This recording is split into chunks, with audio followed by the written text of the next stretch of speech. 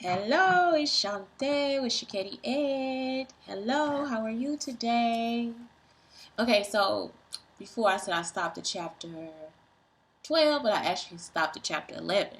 So we're going to continue right now with chapter 12. Ada scrambled up the stairs to Arthur's room. A moment later, she ran down with her brother's tennis racket and a large bag of tennis balls. Mrs. Twist stopped her by the front door. Ada, she said, are those Arthur's? It's an emergency, said Ada. Ada's mother looked at her. Ada, she said calmly, we've had this talk. You can't use your brother's things without his... And I'm going to show you guys some pictures. Don't take Arthur's stuff. Remember, Ada's not supposed to touch her brother's stuff. Permission. If you need a racket, use your own. Where is it?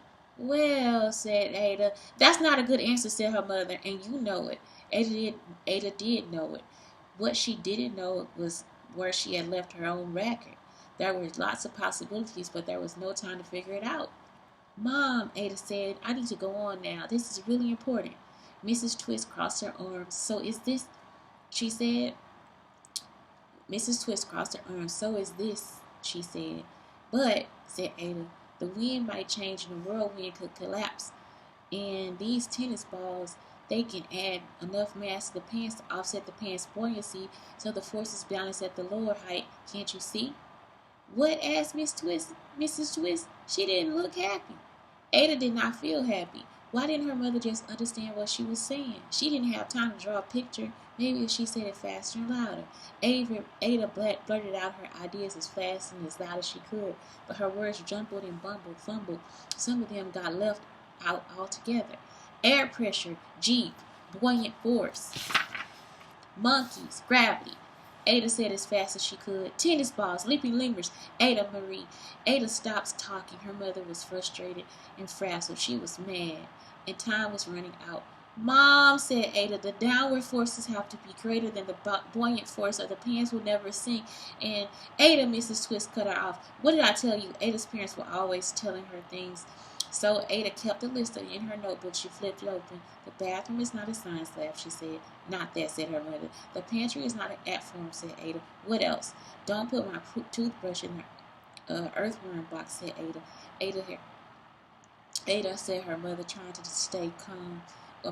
Trying to stay calm voice. What did we tell you about your brother's things? Ada's mother was upset, and it was Ada. And it made Ada think of Rosie, who was upset too.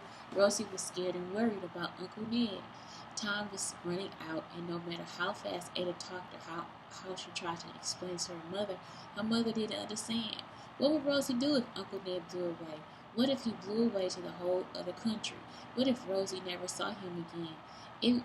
It made Ada sad. Her heart turned to glue. Ada stopped talking and stood quietly, not knowing what to do. Ada, you know that. And suddenly Mrs. Twist stopped talking too. She pushed her glasses up and looked closely at her young daughter's face, and at that moment her heart almost turned to blue. Ada was trying her best to tell her something, and she didn't understand what. Mrs. Twist sighed and knelt next to Ada. She looked at her daughter and smiled kindly. She took a deep breath and let it out slowly. Start at the start, she said gently, and that's what Ada did. She told her mother about the birds in the tree and how Uncle Ned flew into the... Mrs. Twist jumped to her feet. What? She said. Ned Revere is flying around town in helium planes. This is an emergency. I know, said Ada, but it's okay. What do you mean? Asked Mrs. Twist. How is it okay? Ada smiled. Because I know what to do. Ah, go Ada! Go Ada! Go Ada! Go Ada! Okay, chapter 13. This is when I noticed I messed up. I love my brother. Just then, Ada's brother Arthur came in, and he pointed at the racket. Is that my racket? He started, but then he interrupted himself. Mom, there's a guy with a balloon pass floating around town. I think he's in trouble. We know, said Mrs. Twist. Arthur looked at his mom. He looked at Ada. He looked at his tennis racket, which was his most prized possession in the world. He looked at Ada again. How can we help? He asked. How can I help? He asked. And here's the pictures. This is the cutest picture. Good job, Mr. Roberts.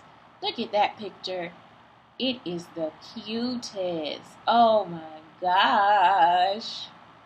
He has outdone himself. That is cool. I love the rug. Okay, so think. This is chapter 14. Think on chapter 14. They sped up to the factory. The bus screeched to a stop, and Uncle Fred pulled the lever to open the door. Good luck, Ada said. He said. Good luck, Ada, he said. They hopped off the bus. He's still up there, said Arthur, pointing to Uncle Ned. The crowd was larger now. The monkeys were racing up and down the fire ladder, and Ostrich was pecking at the firehouse. We're back, announced Ada. Hello, yelled Uncle Ned. Let's get to work, said Ada. Arthur opened the bag of tennis balls. Ada took out a ball and grabbed the racket. What's the plan? Asked Iggy. I'm going to hit the balls to Uncle Ned, and then he catches them. There, the mass will be added to the mass. Their mass will be added to the mass, and the gravity will pull him down to earth. And then, said Ada. Iggy looked confused. Ada started to get overwhelmed. She needed to explain, but she didn't have time to draw a picture to show them the plan. Rosie looked at Ada and smiled. I get it, she said. Uncle Ned is like a boat floating on a sea of air. You're going to weigh him down with the tennis balls until his boat sinks and the boat can grab him. You'll overcome the buoyancy force, said Iggy. See, I got it. Ada beamed. Now all she had to do was make the plan work. Put the tennis balls in your helmet, Uncle Ned, she yelled. Okay, he yelled. But can you hurry? There are two mean-looking birds on the wall up here. What do they look like? Said Ada. They're black and purple and have a V in their tails, said Uncle Ned. They are swooping at me like crazy. Do they have orange beaks? Asked Ada. No, yelled Uncle Ned. They have beady eyes and a bad attitude. Ada thought for a moment and yelled back. Do you have any dragonflies in your pocket? She asked. No, cried Uncle Ned. Then don't worry about it, said Ada. Those are purple martins, and they eat flying insects like dragonflies. They won't bother you. Phew, replied Uncle Ned, swirling around again. And Ada grabbed a tennis ball and took aim. I need to hit it at this angle, she said, pointing up to Uncle Ned.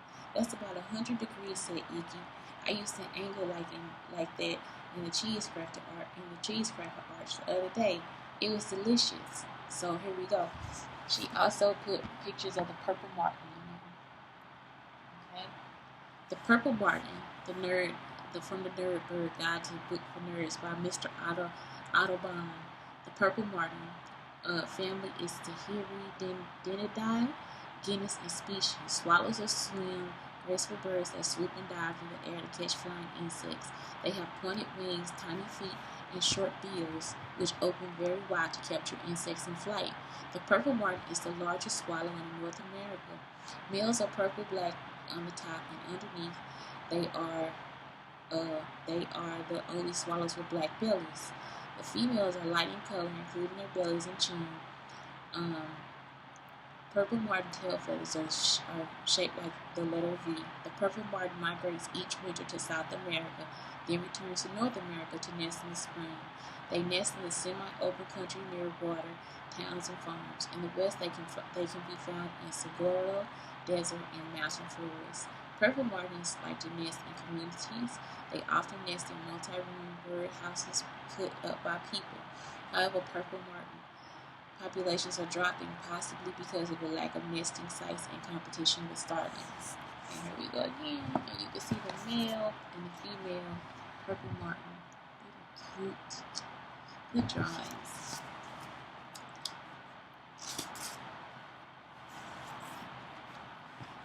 Here it goes, said Ada. She swung the racket. Fuck! A bright green ball flew off the racket and right at Iggy's head. It grazed his hair, it bounced off the wall, and knocked the sketching pencil out of Barbara Ross's hand. Hey, said Iggy, ain't for Uncle Ned. I did, said Ada. She tried. Again, thunk. The ball hit the fire ladder next to the monkey. The monkey screeched at Ada, grabbed the tennis ball, and ran off. Sorry, she said. Doop, doop. Ada hit ball after ball, and they went everywhere except for where they were supposed to go. Ada frowned. She was frustrated. Why didn't this work? Ada studied her notebook. Why isn't it working? She asked. I know how to hit a ball and how hard. Knowing what to do isn't the same as being able to do it, said her mom. Ada's mother was right. Ada knew all about the forces and angles, but she didn't know how to hit the balls to make it happen. There was only one person she knew who could do that. She handed the record to her brother. Can you do it? She asked. Arthur smiled. Did world famous tennis champion Arthur Ashe wear wristbands? He asked. Ada knew the answer to that. Her brother had 5 posters of his favorite tennis player on his walls. Arthur Ashe wore wristbands in each one.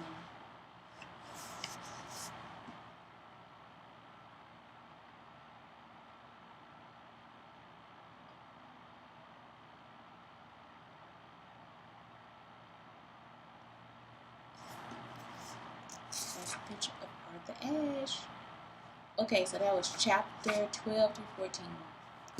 Ada Twist and the Perilous Pants. Chapter 12 to 14.